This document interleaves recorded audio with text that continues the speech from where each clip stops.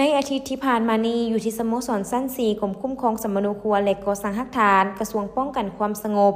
ได้ฝึกอบรมนำใช้โปรแกรมโครงสร้างฐานข้อมูลพลเมืองและบัตรประจำตัวดิจิตอลให้กองบัญชาการปกส.แขวง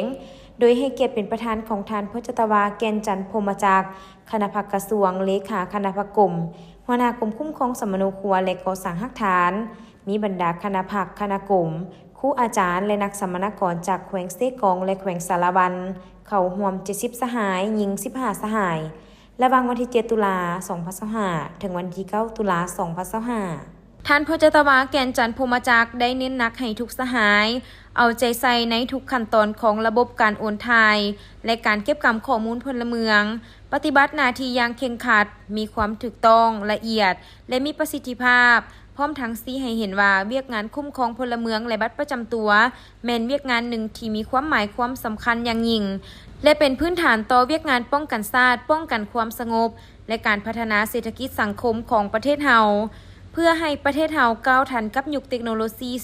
4.0 รัฐบาลแห่งสปป.ลาวก็คือกระทรวงป้องกันความสงบย้ำใดก็เห็นได้ความหมายความสำคัญของเวียกงานดังกล่าวโดยเฉพาะแม่นการนำใช้เทคโนโลยีข้อมูลข่าวสารเข้ามามีบทบาทสำคัญในทุกโครงเกตเวียกงานของการพัฒนาบ่ว่าจะเป็นด้านเศรษฐกิจวัฒนธรรมสังคมเว้ารวมเว้าเฉพาะก็แม่นแขนงการป้องกันชาติป้องกันความสงบกสิกรรม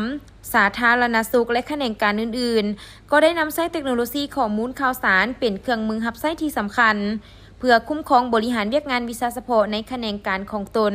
เพื่อเห็นให้เวียกงานดังกล่าวมีประสิทธิผลสูงมีความว่องไวทันสมัยจำเป็นต้องได้หันเอาระบบเทคโนโลยีข้อมูลข่าวสารเข้ามามีบทบาทสำคัญในการคุ้มครองหันเอาเวียกงานดังกล่าวเข้าสู่ระบบดิจิตอล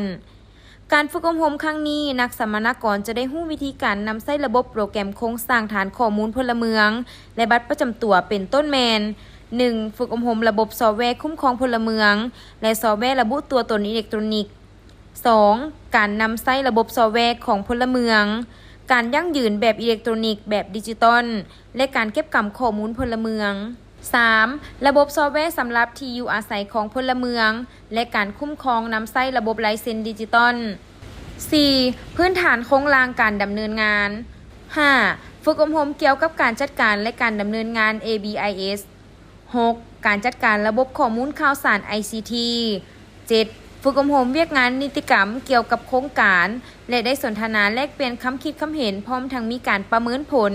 และมอบใบยั่งยืนให้นักสัมมนากรที่เข้าฝึกอบรมเป็นเกียรติมอบโดยท่านพจตวาแกนจันทร์พรหมจักร